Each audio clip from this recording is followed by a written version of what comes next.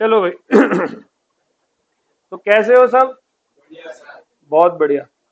कैसा चल रहा है सबका? तो आज हमारा यूनिट नंबर 4 स्टार्ट होगा। और ये बच्चे कहाँ हैं बाकी? यूनिट नंबर 4 स्टार्ट कर रहा हूं मैं सीधा आप लोगों का।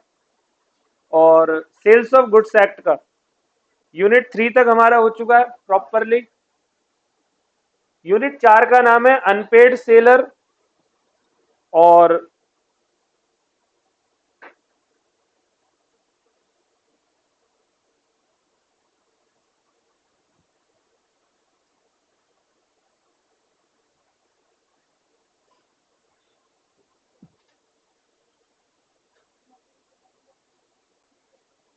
साथ में हम लोग करेंगे अनपेड सेलर के साथ ऑप्शन सेल। ठीक है।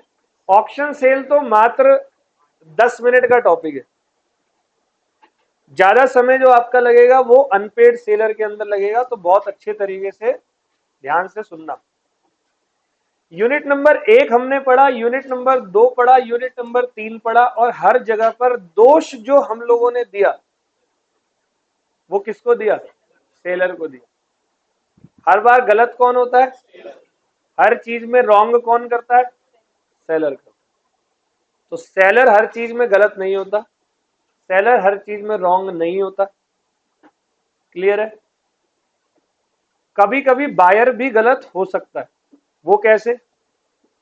तो भाई अब मान लो, बहुत अच्छे से सुनना, टॉपिक का नाम क्या है? Unpaid seller. मान लो, बस 1 मिनट रुक जाओ जरा।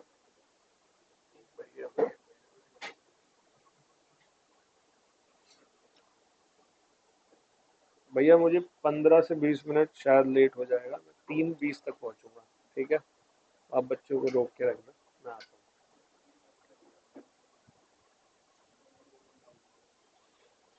चलो बच्चे, तो क्या होता है कि कभी कभी ऐसा भी हो जाता है कि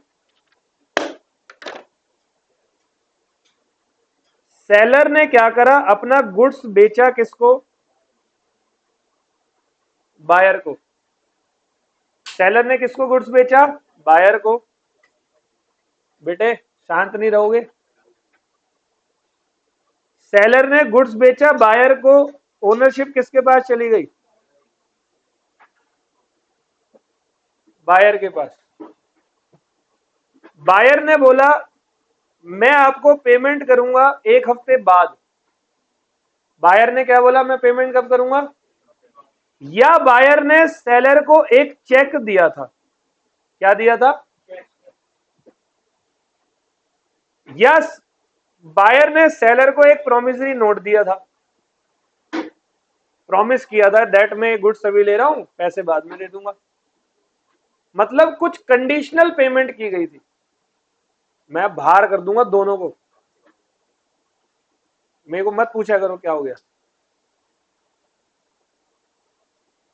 सेलर और बायर के मतलब इस बैच में जैसे ही शुरू होता है ये बैच, वैसे ही मुझे किसी ना किसी को बोलना पड़ता है। आज एक नया बंदा शामिल हुआ सुनने में, तेरे को बोला ना मैंने चुप रहने के लिए, क्यों बोल रहा है बार बार? वो भी उससे बात कर रहा है ऐसे करके, एक्टिंग दिखा रहा है यहाँ पे क्लास में। सेलर ने, इंपॉर्टेंट है सुन लो, पेपर में आता है क्वेश्चन, अनपेड सेलर 80% आता है, 20% ऑक्शन सेल आता है। एक क्वेश्चन कोई भी दे देंगे वहां पर, फिर कैसे करोगे क्वेश्चन को? सुनो ध्यान से। सेलर ने गुड्स बेचा बायर को, ओनरशिप किसके पास चली गई? बायर ने या तो पेमेंट नहीं दी, वादा किया पेमेंट देने का, या बायर ने चेक दे दिया। अच्छा एक बात बताओ, तुमने मुझसे गुड्स लिया, बदले में चेक दे दिया, मैं ये एज्यूम करूंगा ना पैसे आ गए। मैंने एज्यूम कर लिया पैसे आ गए। मैंने वो चेक डिपॉजिट करा कल बैंक में, और चेक डिपॉजिट करने से पहले मेरी भी कुछ पेंडिंग कमिटमेंट थी आगे। मैंने वो पेंडिंग कमिटमेंट वालों को बोल दिया भाई पेमेंट आ गई है, बस 2-3 दिन में रिलीज हो जाएगी, फिर देता हूं आपको पैसे, मैं सेलर हूं। बाद में मेरे फोन पे मैसेज आता है कि आपने जो चेक डिपॉजिट किया वो चेक डिसऑनर हो गया due to insufficiency of the balance. तो अब यहां पर सेलर जो है वो धोबी का कुत्ता हो गया। वो कैसे भाई? ओनरशिप किसके पास है? और मान लो गुड्स भी बायर के पास है, तो ना ये चैप्टर इंक्लूड नहीं, ये चैप्टर हम नहीं पढ़ेंगे फिर। गुड्स भी बायर के पास था, ओनरशिप भी उसके पास, तो सेलर पे एक ही अधिकार है, वो उसके खिलाफ केस करेगा कोर्ट में, तो ये चैप्टर अप्लाई नहीं होता। अनपेड सेलर का मतलब कि बायर ने सेलर से गुड्स खरीदा है, गुड्स की ओनरशिप किसके पास गई? बायर ने बोला मैं पेमेंट दे दूंगा, गुड्स भी ले जाऊंगा बाद में। Suppose goods in the custody of, अब सेलर धोबी का कुत्ता हो गया, देखो किसी और को बेच नहीं सकता क्योंकि गुड्स की ओनरशिप किसके पास है, और बायर पैसे दे नहीं रहा। तो अब अनपेड सेलर, वो जो बंदा है उसको क्या बोलेंगे हम? अनपेड सेलर बोलेंगे। आ गया समझ में? तो उस बंदे को हम लोग बोलेंगे अनपेड सेलर। अब उस अनपेड सेलर के पास क्या अधिकार होते हैं, हमें इस चैप्टर में वो पढ़ना है। देखो बायर के खिलाफ तो करे करे क्या करे बाद में देखते हैं, पहले तो वो गुड्स के लिए कुछ करेगा। तो अनपेड सेलर का गुड्स के लिए होता है, वो गुड्स को अपने पास लियन कर लेता है। लियन मतलब अपने, याद है लियन कॉन्ट्रैक्ट एक्ट के यूनिट में पढ़ाया था, प्लेज के अंदर। लियन मतलब वो गुड्स अभी उठा के अपने ऐसे कस्टडी में ऐसे अंदर रख देगा, लियन कर लिया। गुड्स को वो रास्ते से मंगवा सकता है, और अगर अनपेड सेलर को पता लगा कि बायर इंसॉल्वेंट हो गया है और गुड्स रास्ते में था, पहुंचने वाला था, अनपेड सेलर फोन, बेटे जल्दी वापस यूटर्न मार अगले कट से, क्योंकि बायर पे पैसे, और वो गुड्स को रीसेल कर देगा। हाँ, रीसेल करने से पहले नोटिस देगा, लेकिन गुड्स पेरिशेबल नेचर का है तो नोटिस देने की आवश्यकता। चल भाई, ये तो गुड्स के खिलाफ जो करना था कर लिया। अब बायर के खिलाफ क्या करेगा अनपेड सेलर? पहले तो वो लेगा बायर से प्राइस, लेगा या नहीं लेगा? प्राइस के साथ लेगा इंटरेस्ट। बायर ने मान लो 9 महीने की लड़ाई के बाद प्राइस दिया, 9 महीने पहले पैसे देता, बैंक में डालता तो 10% का रिटर्न मिलता मुझे, तेरे चक्कर में इतना नुकसान हुआ है। या उस सामान को मैं तू टाइम पे पैसे देता तो मैं टाइम से दूसरा माल लाता, आगे बेचता और पैसे कमाता। तो लेंगे इंटरेस्ट। और तीसरा जो तूने दिमाग खराब किया ना पिछले 9 महीने में, इसका तू मेरे को क्या दे? डैमेज दे। इसको कहते हैं अनपेड। ये मैंने अभी शॉर्टकट में पूरा टॉपिक बता दिया आपको। तो बताओ अनपेड सेलर मतलब वो बंदा जिसको बायर ने या तो पेमेंट नहीं करी या कोई कंडीशनल पेमेंट करी है, जिसका भुगतान हुआ नहीं फ्यूचर में। समझ गए बात को? अब ऐसे में अनपेड सेलर हो गया बंदा, सेलर अब सेलर नहीं रहा, वो अनपेड सेलर हो गया। हम यहाँ सपोज करके चल रहे हैं गुड्स किसकी कस्टडी में है, तो अब वो क्या करेगा? वो पहले गुड्स को अपने पास लियन कर लेगा। हाँ, गुड्स को रास्ते में स्टॉप करवा सकता है, और सर वो रीसेल करेगा। बायर के खिलाफ क्या करेगा? बायर के खिलाफ पहले प्राइस के लिए केस करेगा, इंटरेस्ट के लिए केस करेगा और डैमेज के। ठीक है, ये तो एक मैंने समरी बता दी। चलो जी, अनपेड सेलर। देख भाई, एक contract comprises of reciprocal promise, पढ़ाया हुआ है रेसिप्रोकल प्रॉमिस। मैं यहां पर तुम्हें टीचिंग कर रहा हूं तो तुम्हारा प्रॉमिस ये होना चाहिए अटेंटिव क्लास लो और वहां फीस भी दो। तो पता चला क्लास पूरी ले ली, फीस दी नहीं। मैं तुम्हें गुड्स दे रहा हूं तो तुम मुझे बदले में दोगे ना कुछ, बदले में पैसे दोगे। इसी को रेसिप्रोकल प्रॉमिस कहते हैं। अब मैं सेलर हूं, मैंने गुड्स दिया, तो बदले में आप क्या दोगे? और नहीं दिए तो?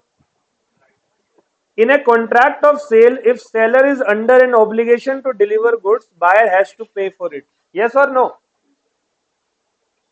In case buyer fails or refuses to pay, the seller as an unpaid seller shall have certain, according to section 45 of SOGA, the seller of goods is deemed to be an unpaid seller when, जब उसको सारा price पे नहीं किया गया।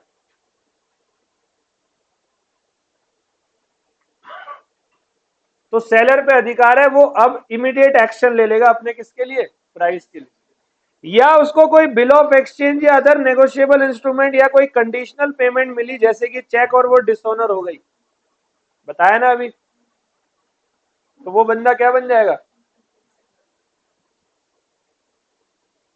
The term seller here include any person who is in the position of a seller, seller की वही definition है जो चैप्टर यूनिट 1 में हमने पढ़ी हुई है। डन भाई। Example 1, X sold certain goods to Y for 50,000 and y paid 40,000 but fails to pay the balance, x is here. P sold some goods to R for 60,000 and received a check for the full price. On presentment the check was dishonored by the bank. P is, जब right against goods की बात करते हैं ना तब हम assume करके चलेंगे गुड्स किसकी कस्टडी में, और मान लो गुड्स भी बायर के पास चला गया तो अब मैं उसके खिलाफ केस करूंगा, मतलब सूट फॉर प्राइस, इंटरेस्ट और PID बोलते हैं, suit for price, suit for interest और डैमेज। आगे समझ। तो अनपेड सेलर के राइट्स क्या क्या हैं, तो मेरे प्यारे बच्चे 3 राइट है, तीनों बता दिए मैंने, रिपीट कर रहा हूं बाद में पढ़ूंगा। राइट नंबर 1, अगर मैं अनपेड सेलर बन गया तो मेरा पहले राइट अगेंस्ट गुड्स होगा, सबसे पहला मैं गुड्स पे क्या करूंगा, लियन कर लूंगा। दूसरा, मैं गुड्स को रास्ते में रुकवा सकता हूं, लेकिन एक ही कंडीशन में, जब इंसॉल्वेंट हो जाए कौन, और मैं गुड्स को रीसेल कर दूंगा। क्लियर है भाई।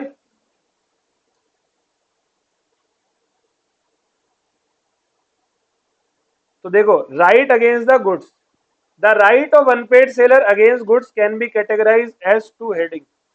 Against the goods, where the property in goods has pass to the, where the property in goods has not pass to the. एक केस में हो सकता है कि प्रॉपर्टी पास कर दी बायर को और प्रॉपर्टी पास नहीं करी, तो ये पढ़ो, where the property in goods has not pass to the buyer. Property समझ रहे हो, ओनरशिप, इतने दिनों से चिल्ला चिल्ला के पढ़ा रहा हूं प्रॉपर्टी का मतलब।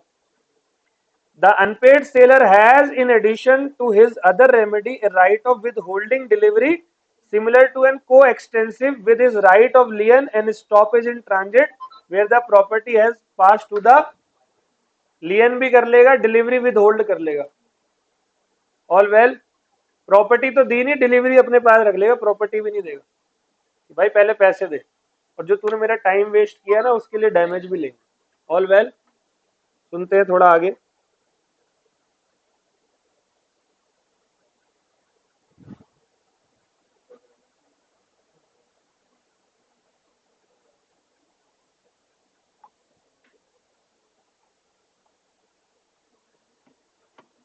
तो right of unpaid seller against the goods, start कर दूं। सबसे पहला राइट, राइट ऑफ लियन। लियन मतलब क्या होता है, गुड्स को अपने पास रख लेना। क्यों रखा है, पहले पैसे दे। क्यों रखा है, पैसे दे। तो unpaid seller has a right of lien on the goods for the price while he is position. लेकिन ये तभी करेगा ना लियन, जब गुड्स उसकी, और गुड्स उसके पास चला गया तो अब सूट फॉर प्राइस, इंटरेस्ट और डैमेज, वो जो दूसरा राइट है आगे वाला, राइट अगेंस्ट द बायर वाला। Until the payment or tender of the price of such goods, it is the right to retain the possession of the goods and refusal to deliver them to the buyer until the price due. So the unpaid seller lien is in possessionary lien. Possession मतलब custodian lien. Lien हम किसको कर सकते हैं, buyer को ही रख ले अपने पास कि तू ही है, और भाभी जी हुई तो दिक्कत हो जाएगी। आ जाओ, exercise of the right of लियन। तो कब कर सकते हैं लियन, तो this right can be exercise by him in the following case only. ये रट मारना पेपर में आता है ना, बोल हर्ष, हाँ हाँ यस, यही आता है सर, तो पेपर में आता है रट मारना। Where goods have been sold without any stipulation of, credit पे बेचा हो तो मैं गुड्स दूंगा ही दूंगा। Where goods have been sold on credit but terms of credit has expire, तूने कहा 1 हफ्ते में पैसे दूंगा या 10 दिन हो गए, तेरा आता पता ही नहीं है, पहले रोज गुजरता था, अब तो गुजर भी नहीं रहा, कहीं गुजर तो नहीं गया। तो ये देखने जाऊंगा मैं, where the buyer become insolvent हो गया, तो अगर पता पहले लग गया तो रास्ते से मंगा लूंगा अपना कुछ। A sold certain goods to B for a price of rupees 50,000 and allow him to pay the price within. B became insolvent during the period of credit. A, the unpaid seller, can exercise his right of. Seller may exercise his right of lien even where he is possession of the goods as agent or bailey of the. अब मान लो buyer ने अपना goods seller पे ही रखा हुआ है, तो seller उस टाइम बेली बन जाएगा। ओरिजिनल ओनर कौन है? बेलर। तो वो एज ए बेली गुड्स को अपने पास नीचे रख लेगा, बेटे पहले पैसे लाओ बाद में आना। समझ गए जी? The term insolvent refer to a person is said to be insolvent who has ceased to pay his debt in the ordinary course of business. Insolvent का मतलब तो सबको पता है। चलो अगला है पार्ट डिलीवरी, तो ये समझना। कहता है where an unpaid seller has made part delivery of the goods he may exercise his right of lien on the reminder. मान लो मैंने पार्ट डिलीवरी कर दी है, पार्ट बची हुई है, तो जो बची हुई है उस पर मैं क्या ले लूंगा? लियन ले लूंगा। Unless such part delivery has been made under such circumstances as to show an agreement to waive the. Unless उस एग्रीमेंट में कुछ और ना लिखा हो, लियन को वेव करना, वेव मतलब छोड़ना, ऐसा ना लिखा हो, ठीक है। लियन टर्मिनेट हो जाएगा, मतलब अनपेड सेलर अपना लियन का राइट नहीं कर सकता यूज। कब नहीं कर सकता? जब गुड्स बायर के पास जा चुका है। तो कैसे लियन करोगे? छीन के लाओगे उससे, उसको लियन थोड़ी बोलते, उसको तो गुंडागर्दी बोलते। लियन मतलब जब गुड्स आपकी क्या हो, ये मैंने पहले ही बता दिया था ना। When the he delivered the goods to a carrier or other belly for the purpose of transmission to the buyer without reserving the right of disposal of goods, where the buyer or his agent lawfully obtain the, where seller has waived the right of lien, seller ने अपने right of lien को wave कर रखा है agreement में, जो ऊपर लिखा था यहाँ पर, ठीक है। सेलर ने बोला मैं वेव नहीं, वो लियन नहीं करूंगा।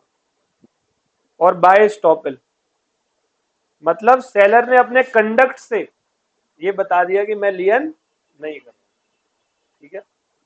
जैसे हम किसी को माफ करते हैं तो कंडक्ट से भी माफ कर देते, क्योंकि क्लास में कोई बोल रहा होता है, टीचर एक बार उसको देखता है फिर आ जाता है। इसका मतलब क्या है? टीचर को पता नहीं चला कुछ, वो उसको चेतावनी दे रहा है कि अब चुप हो जा, बहुत हो गया तेरा। तो सर यही एग्जाम्पल क्यों देते हो? समस्या ये है। चलो भाई चलो, एक्सेप्शन है, बड़ी अच्छी लाइन है। सेलर बायर का गुड्स अपने पास लियन तब भी कर सकता है जब उसको प्राइस मिल गया। मान लो मैंने गुड्स लियन करा, तुमने फिर टेंशन में आगे मुझे प्राइस दे दिया, मैं फिर भी लियन अपने पास रखूंगा, रख सकता हूं। अगर मैं कोई और टर्म्स एंड कंडीशन भी चाहता था तेरे से, तूने वो पूरी नहीं करी। अब तूने पैसे लेट दिए, 10,000 लेने थे, 10 दे दिए आज, पहले तो लेके गिन के रख लूंगा, फिर बोलूंगा इंटरेस्ट। अगर इंटरेस्ट खाएगा जा फिर गुड्स मेरे पास, समझे? तो कह रहा है the unpaid seller of the goods having a lien thereon does not lose his lien by reason only that he has obtained a decree for the price of the. This means even if the seller has taken a price of the goods under a court case, he can still exercise a right to. All well. Example है देखो, A sold a car to B for rupees 1 lakh and delivered the same to the railway for the purpose of transmission to the buyer. Railway को दे दी कि भाई जा, railway में train में दे दिया कि आप ये बायर को दे देना। The railway receipt was taken in the name of B and sent to the B. उसने B को दे दिया। Now A cannot exercise the right of. Railway receipt B के नाम पे थी, तो क्या अब आप लियन एक्सरसाइज कर सकते हो? कभी नहीं कर सकते। समझ गए? तो लियन तभी एक्सरसाइज कर सकता हूं, कैरियर में तो कर ही नहीं सकता, क्योंकि कैरियर में हमेशा डिलीवर्ड बंदे का नाम होता है, ठीक है। दूसरा है right of stoppage in transit. पहला राइट क्या है? Right of lien. ओके, दूसरा है right of stoppage in transit. The right of stoppage in transit mean the right of stopping the goods while they are in, रास्ते में। तो इसका मतलब गुड्स को रीगेन कर लेना। लियन मतलब होता है रीटेन, और इसका मतलब क्या होता है? Regain the position and to retain them till the full price is. When the unpaid seller has parted with goods to a carrier, मतलब कैरियर समझते हो, रास्ते में, and the buyer has become, ये पेपर में ये वाला भी आता है, he can exercise his right of asking the courier to return the goods back or not to deliver. This right is the extension of the right of lien. ये right of lien का extension है। right of lien मतलब goods मेरी custody में होना चाहिए, और मान लो गुड्स, और हाँ लियन तब भी कर सकते हैं, गुड्स मेरे पास है, पता लगा बायर इंसॉल्वेंट हो गया, कर सकते हैं ना, और गुड्स रिलीज कर दिया और तो पता लगे बायर इंसॉल्वेंट हो गया, तो तब भी कर सकते हैं अगर रास्ते में गुड्स है तो। However, the right of stoppage in transit is exercised only when the following condition are: seller unpaid होना चाहिए, उसने गुड्स की पोजीशन पार्ट कर दी है, गुड्स रास्ते में है, बायर क्या हो गया, और right is subject to provision of section 50, मतलब जो आप पढ़ रहे हो। Example, A of Mumbai sold certain goods to B of Delhi, he delivered the goods to C a common carrier for the purpose of transmission to B. Truck में दे दिया सी को, भाई बी के पास दिल्ली पहुंचा दे सामान। Before the goods could reach him, Delhi पहुंचने से पहले बी इंसॉल्वेंट हो गया, ए को पता लग गया, ए सी को फोन कर देगा, भाई जल्दी यूटर्न मार, फटाफट वापिस आ जा। समझ गए? ड्यूरेशन ऑफ ट्रांजिट कह रहा था, goods are deemed to be in the course of transit from the time when they are delivered to a carrier. Goods को ट्रांजिट में कब तक माना जाएगा? जब तक कैरियर में जैसे डाल दिया, सामान लोड कर दिया, चल गया कैरियर, बस अब वो क्या है? Transit. When does the transit come to end? जब सामने वाले को गुड्स डिलीवर्ड हो गया। तो right of stoppage in transit is lost जब ट्रांजिट खत्म हो जाएगा। तो ट्रांजिट को खत्म होने के देखो ये सारे पॉइंट बताएंगे। व्हेन द बायर और अदर वैली ऑब्टेन द, तो जब डिलीवरी होगी तो ट्रांजिट क्या हो गया? Buyer obtained delivery before the arrival of goods at destination. It is also called interception by the buyer, which can be with or without the consent of carrier. Buyer ने रास्ते से ही goods ले लिया, जैसे truck में जाना था Rajasthan goods, buyer Gurgaon border पे ही मिल गया, कहते तू मेरे को ही तो देने आ रहा, ला दे। समझ गए? Where the carrier or other belly acknowledge to the buyer as his agent that he hold the goods as soon as the goods are loaded on the ship. Carrier ने बायर को फोन पे बोल दिया, भाई मैं तेरा goods ला रहा हूं, तेरे को दे दूंगा, एक्नॉलेज कर दिया, तो अब कैरियर वाला बायर को ही देगा ना, मतलब डिलीवरी हो चुकी है। वरना बायर वाला बाद में किसको पकड़ेगा? कैरियर वाले को। Done. If the carrier wrongfully refuse to deliver the goods to the, carrier ने गलती से रॉन्गफुली बायर को गुड्स देने से क्या कर दिया? मना कर दिया। अब यहां किसकी जिम्मेदारी हो गई? कैरियर की हो गई कि वो दोबारा से उस गुड्स किसको पहुंचाएगा? Where goods are delivered to the carrier, और वो कैरियर खुद ही बायर का था, तो अब तू कहां से रास्ते से यूटर्न मरवाएगा बे? समझ गए? Where the part delivery of the goods has made to the buyer, the transit will come to end for the remaining goods. Part delivery हो गई तो पार्ट डिलीवरी को फुल डिलीवरी ट्रीट किया जाता है। सही है? Where the goods are delivered to a ship chartered by a buyer, ship के थ्रू जा रहा है तो वो शिप किसका है? बायर का। समझ गए मालिक? चलो, how stoppage in transit is affected. 52, the unpaid seller may exercise his right of stoppage in transit either by taking actual possession of the goods or by giving notice of his claim to the carrier or other belly in जिसकी position में goods है। या तो actually ले लेगा या उसको notice दे देगा, मेल, कॉल, व्हाट्सएप, कि भाई यूटर्न मार ले, यूटर्न मारने को बोला, उसने कहा ओके, तो बेशक अभी गुड्स सेलर की कस्टडी में नहीं है, लेकिन माना जाएगा अब वो गुड्स सेलर के पास वापस आ रहा है, वो उसी की कस्टडी में। डन है। चलो ये पढ़ना है आपको, difference between right of lien and stoppage in transit. Lien मतलब क्या होता है? The essence of right of lien is to retain position, और स्टॉपेज मतलब रीगेन। लियन में सेलर के पास गुड्स होना चाहिए, और स्टॉपेज इन ट्रांजिट में सेलर पे गुड्स नहीं होता, रास्ते में होता है। दूसरा पॉइंट है, राइट ऑफ लियन कभी भी एक्सरसाइज हो सकता है चाहे बायर इंसॉल्वेंट ना हो, लेकिन स्टॉपेज इन ट्रांजिट कब होगा? Right of stoppage in transit begin जब राइट ऑफ लियन खत्म होता है। लियन कब खत्म होता है? जब सेलर की कस्टडी से गुड्स, उसके बाद स्टॉपेज इन ट्रांजिट आता है। ऑल वेल, चलो ये हो गया। अगला है effect of sub sale or pledge by the buyer. कह रहा था right of lien or stoppage in transit is not affected by the buyer selling or pledging the goods unless the seller has assented to it. मान लो मैंने आपको goods दिया, ownership आपके पास है, पैसे आपने नहीं दिए, मैं कौन बन गया? Unpaid seller. बायर ने आगे वो गुड्स गिरवी रख दिया, मैंने आपको गुड्स दिया, आपने मुझे पेमेंट नहीं दी, आपने वो गुड्स आगे गिरवी रख दिया। असली ओनर कौन है? सेलर ही है। तो फिर जसिन रेम का राइट नहीं लगता? राइट अगेंस्ट द, तू चाहे दुनिया में किसी को गिरवी रख दे, मैं उससे छुड़ा लूंगा ये गुड्स, गुड्स तो मेरा है ना, तेरे को किसने परमिशन दी गुड्स गिरवी रखने की? सही है। This is based on the principle that second buyer can not stand in a better position to his the seller.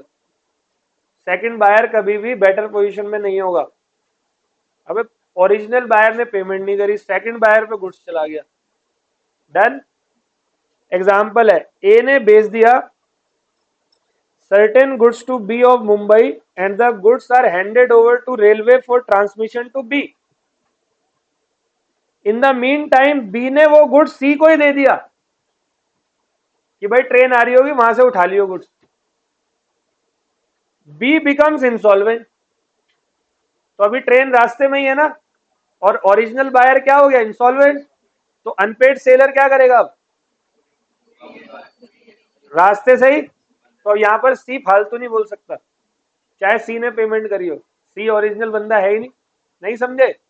एक बार और सुनो, ए ने सामान बेचा बी को, रेलवे से सामान जा रहा है, ए में पेमेंट नहीं आई, ए कौन है अभी? बी ने यही सामान सी को बेच दिया कि भाई ट्रेन से सामान आ रहा है, ये पकड़ रेलवे रिसिप्ट, तू सामान ले लियो। और इसी टाइम पर बी क्या हो गया? इंस्टॉलमेंट। ए को पता लग गया, तो ए का अधिकार है स्टॉपेज इन ट्रांजिट का या नहीं? यस। बेशक बी ने ये किसको बेच दिया? सी का कोई अधिकार है ही नहीं। क्या? तो कोई दिक्कत नहीं, फिर उसके खिलाफ केस करेंगे। हाँ, अरे ए तेज जाएगा, किसी तरीके से पहुंचेगा, हो सकता है इन्हें रिसिप्ट अपने नाम पे करी हो, है ना।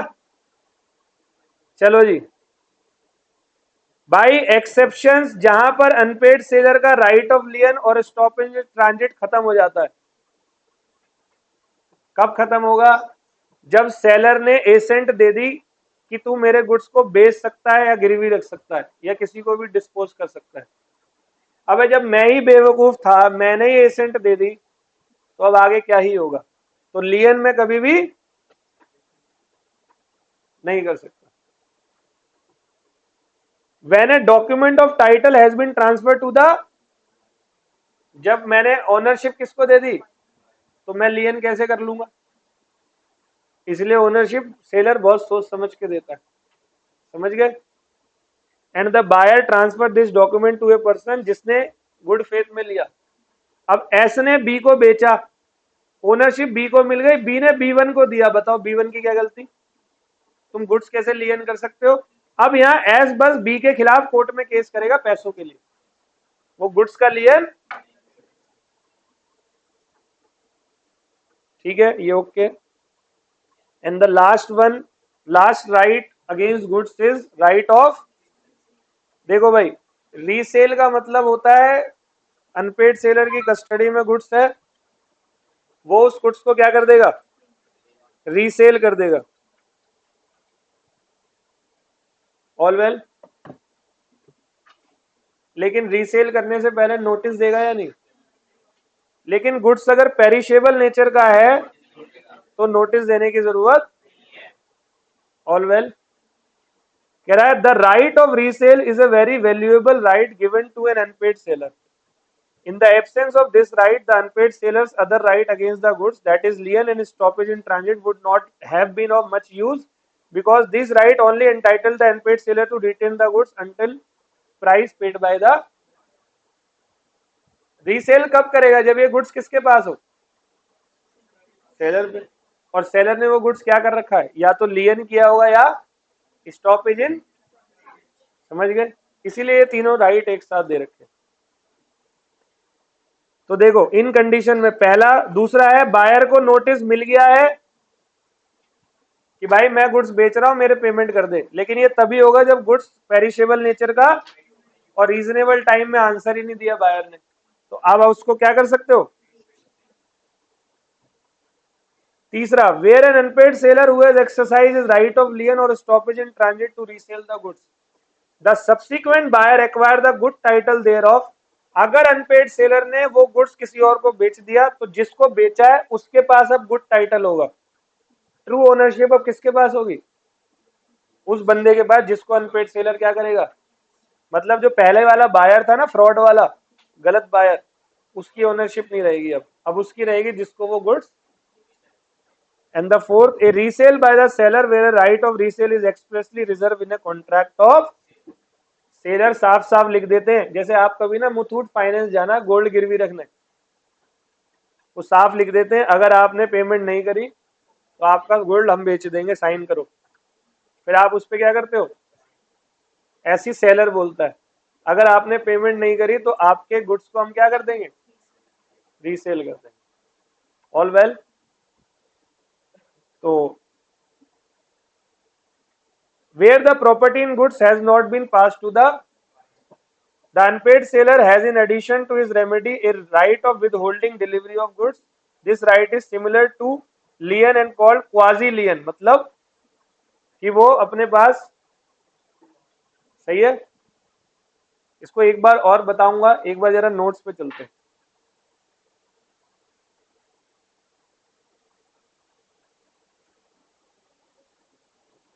Unpaid seller and auction sale. Unpaid seller का मीनिंग क्या है, it means the seller to whom the price for which he is entitled is, or to whom conditional payment through bill, check which has bounce or note, simply there is some fault on the part of, सही है। तो right क्या है unpaid seller के, right against the goods ये हमने अभी पढ़ लिया है, और राइट अगेंस्ट द बायर अभी हम लोग पढ़ेंगे। राइट अगेंस्ट गुड्स में मैंने एज्यूम किया है गुड्स किसकी कस्टडी में है, तो पहला राइट है राइट ऑफ लियन, लियन का मतलब, तो the unpaid seller will not release the goods till he get the money, he continue to have the position of the goods.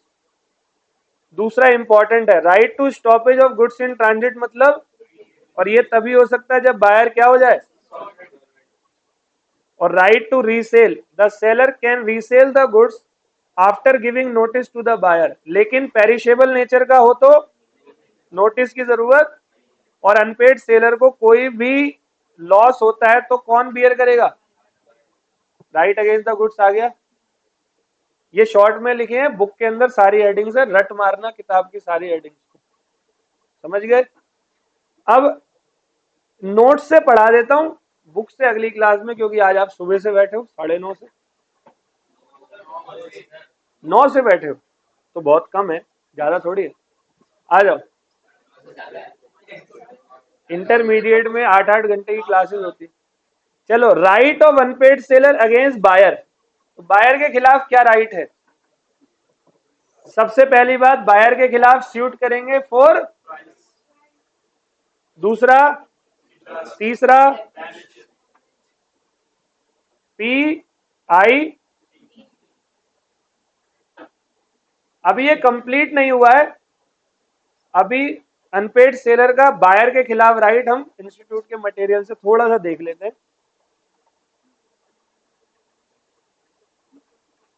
चलो, right of unpaid seller against the buyer. तो भाई right of unpaid seller against the buyer personally कह रहा है, an unpaid seller can enforce certain rights against the goods as well as buyer personally. Right of unpaid seller against the buyer are otherwise known as sellers remedy for breach of contract.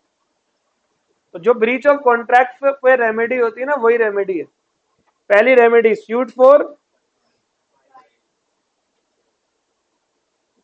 दूसरा क्या है, suite for repudiate the contract before, suite for, यहां पर 4 point इन्होंने दिए हुए हैं, ध्यान से सुनना। ये 4 पॉइंट को हम नेक्स्ट क्लास में शुरू करेंगे, वर्ड टू वर्ड पढ़ेंगे, ठीक है। तुम्हारी हालत सही नहीं लग रही तो कोई बात नहीं, ठीक है, डन। तो मिलते हैं आपसे अगली क्लास जब भी जल्दी, और अगली क्लास में ये खत्म हो जाएगा सोगा।